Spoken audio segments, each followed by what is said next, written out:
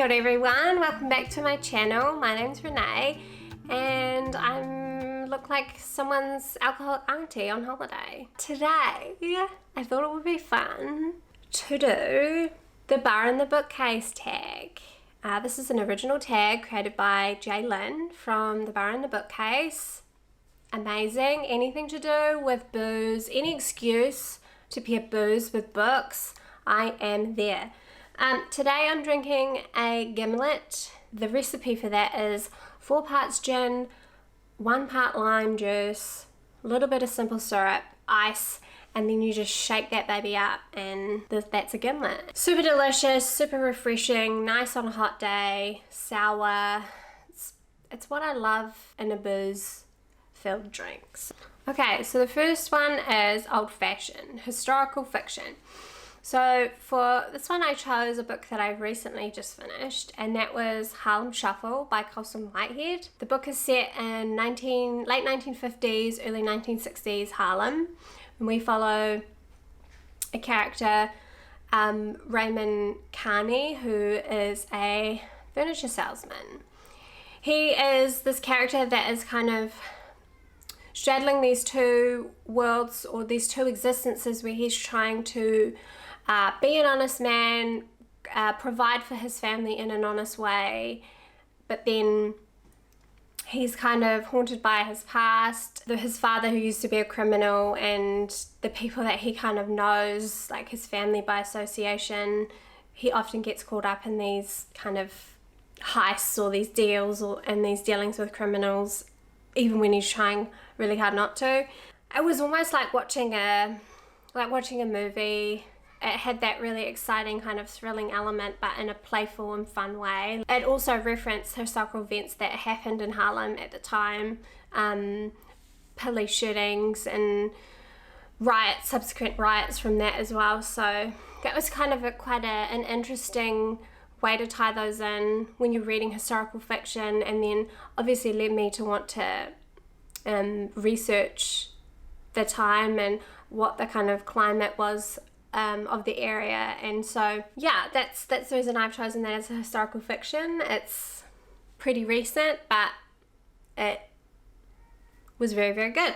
The next one is Sidecar, a book that has a strong supporting character. So for this one, I chose the book The Memory Police by Yoko Ōgawa, and the character that I chose for that was the character of the old man. He doesn't have a name in the book, he's just referred to as the old man. Memory Police is a piece of translated fiction from Japanese. The story is a bit of a dystopian future. It's set on an unnamed island in Japan, where in a world where things have slowly started to just disappear, and we don't really know why. It just started happening one day, and people eventually lose their memory as to what those things are. We follow an unnamed narrator in the book who is a writer, and she is trying to stop her editor from being taken by the memory police, because he is someone who doesn't forget about these things, these objects, whatever it is, that are disappearing. And so he's kind of like a threat to the people trying to control the situations. She has this neighbor who's this sweet old man who acts almost as like a father figure to her and helps her kind of stow away her editor in her house somewhere. And I just thought he was a really sweet character who kind of she could trust, and this character was putting herself in such direct danger, and he was just there whenever she needed him, and didn't even think twice about also inserting himself in that danger as well. The third one is Manhattan, so a book set in New York City. So for this one, I chose Fleishman is in Trouble by Taffy Brodesser-Akner. This book we follow Toby Fleishman, and he is going through a divorce from his wife. And it's really his story about how he is dealing with it, but then seemingly not dealing with it at the same time. He's a doctor, he lives in New York, he's like considered not successful in his circle because of how little money he makes. It's quite hilarious. The way that it's narrated and the way that you discover it's being told by the end of it is super interesting, and I think is something that ended up becoming a real discussion point after I finished reading this book, and kind of made me think about the way stories are told and the way they're being narrated, and sometimes how that's not always revealed right from the start. It felt like a twist in the book without it having been like this dun dun dun kind of twist. But New York, so you just get this real sense that the city of New York is like a third character. You sense it from the social aspects of it, the physical, like it's the middle of summer, and so they're talking about how hot it is and just like wandering the city, and New York really stood out as a third character in this book for me, so that's why I chose it for Manhattan. Next one, Bloody Mary, a book that scared you / messed you up. Okay, so for this one I chose Bunny by Mona Awad. This is a thriller, I want to say. Kind of felt a bit YA to me as well when I was reading it, but I don't know if it's classified as that. We follow the character Samantha. She is a student at a university who is part of a writer's program. She is a bit of a loner. She only has one friend, and she is befriended by a group of girls that a lot of people have referenced the Heathers to, and I've never seen Heathers, so I don't know. But anyway, these girls are fucking weird, and they call each other Bunny, and they do weird shit, and yeah, from that, weird shit ensues. This book was so weird. It just left me feeling so uncomfortable. Things explode, people explode in the book, just was not expecting it. I thought it was just going to be some kind of dark academia coming of age kind of story, girls a little bit lost, doesn't know who she is. That all kind of happens in there, but it's completely overshadowed by the weird kind of horror goriness of the book, which is not my jam at all. So the next one is Espresso Martini, book that kept you reading into the night. So for this one, I chose Eileen by Ottessa Moshfegh. In this book, we have the character of Eileen, who is a young 20-something woman who lives with her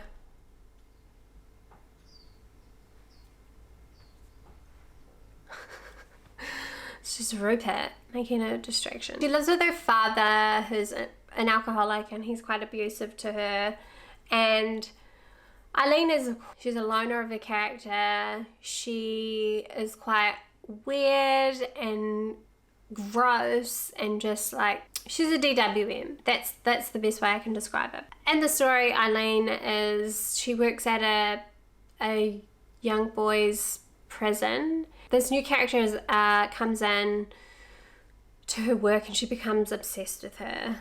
I read this book on that couch over there till midnight, which is late for me. I'm usually in bed by 8:30 type of person. Even though it was a bit of a slow burn, I really felt myself kind of drawn to this book, and I thought that the character development and the way that we got to see all of Eileen was really, I don't know, quite mesmerizing. The next one is Sazerac, a book that left you disorientated.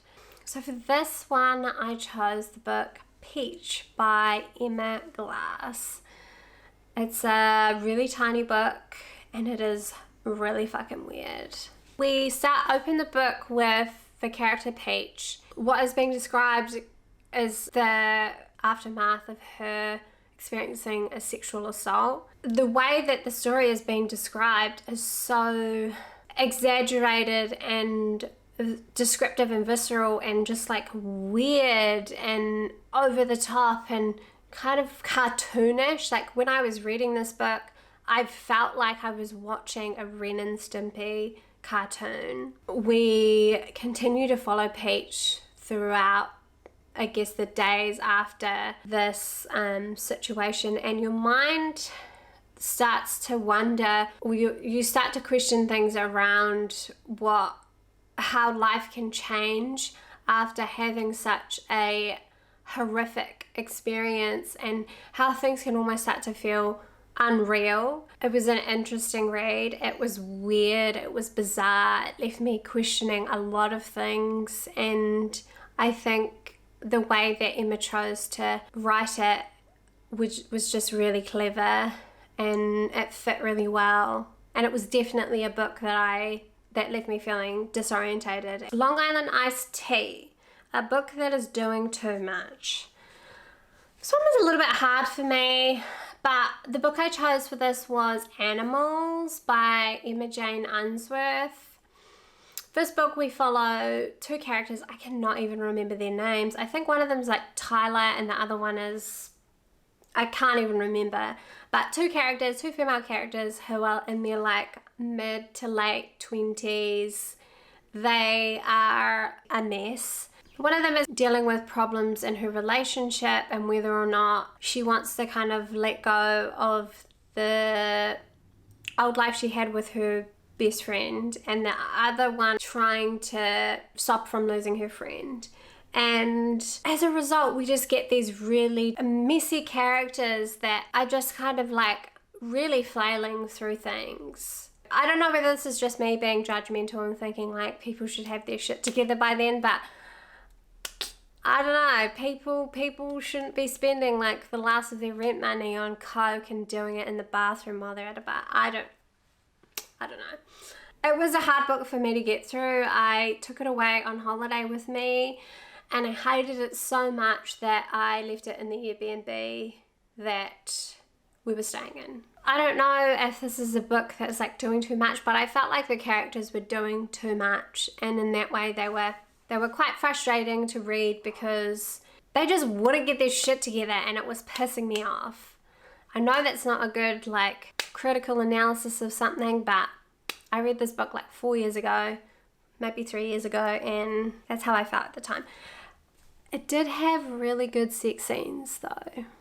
Next one, Negroni, a book with a triangle. So for this one I chose Expectations by Anna Hope. It's a story about 3 young women, late to early 30s. The story of their friendship, and I guess again it's another story of like friendships changing and not necessarily being the same as when you were younger. They're kind of contemplating on the times when they were in university and they were all living together and how easy things seemed then, and you're kind of being brought up to like present day where their lives have changed, they've gotten older, relationships, different life choices, some wanting to become parents. It was a really interesting and honest way of telling that story of getting older and relationships changing and people growing apart, and how sometimes that can be quite sad and quite hard to deal with, and how you can really kind of mourn those relationships. Okay, next we have Bay Breeze, a book with a chill, heartwarming vibe. This was quite hard for me. I don't read a lot of like heartwarming books, but the book I chose for this one was Calypso by David Sedaris. The reason I chose this book is because it made me laugh a lot when I read it, and I also read it on holiday next to a pool, so I kind of have that memory of being like in the sun reading it and just laughing out loud, which That was nice. Calypso is a memoir of David Sedaris, and he shares stories about his life and his family. It's all a bit kind of chaotic and a mess, but in the most fun and witty, sometimes sad. I really enjoy reading his writing. Some of his kind of neurotic behaviors reminds me a lot of my boyfriend Rupert, and I just love imagining that he's potentially going to be like that when he gets older, which I just can't wait for. Yeah, it's a book that when I think about it, it always makes me smile. Okay, the next one we have is Dark and Stormy, a book that is dark, sinister, and menacing. So for this one I chose The Secret History by Donna Tartt. It is a book that is set at a university in Vermont. The main character, his name's Richard, and he joins this class, this classics class, that is taken by a professor who is kind of quite unconventional in his teachings, likes to be a bit old school, and the group of students that he has kind of reflects that. So we have this group of eccentric young people who feel like they've been taken out of the 18th century. Some of them. It kind of follows their escapades. The whole time I read this book, I just felt like something's going to happen. You could feel it. There was a tension building. The book opens with the line that someone's been killed, and so that kind of holds you. You're kind of just waiting for it through the whole story. So there's this real ominous cloud that hangs over the book as you're reading through it. Dark, menacing, the vibe kind of matches. It all kind of matched. Okay, and the last one is a Martini, a classic. This was quite hard for me. I don't read a lot of classics, and I never have. But for this book, I chose The Orient Express by Agatha Christie. I love me some Agatha. I think the character of Poirot is just one of the best ever written. If I'm in the mood for a bit of murder, mystery, whodunit vibes, definitely always reach for an Agatha Christie. This story is set on a train that runs from Turkey through to France, and in the story we have a cast of characters, all very different, all from different classes and different countries and stuff like that, and then a murder happens. Hercule Poirot just happens to be on the train as it happened, is charged with investigating or finding out who did it and why, and it's just a great time. I don't know if it's what you'd consider a classic, but when I was looking through my shelves, it's the only one that I could come up with. I would say if you love just like a bit of a mystery romp, good time, that you should definitely read this book. It just makes me want to go on a long cross-country journey on a train. I think it would be very glamorous, and I'm down for it. I definitely feel a little bit tipsy after this one drink, but that was lots of fun. Thank you, Jaylin, for creating this tag. It's great. Everyone should do it. Let me know what your favorite cocktail is, and also if you've read any of these books and what's your favorite. If there are any other books that you would pair with these drinks that I should potentially read, let me know. Thank you so much for watching, and I'll see you next time. Ka kite.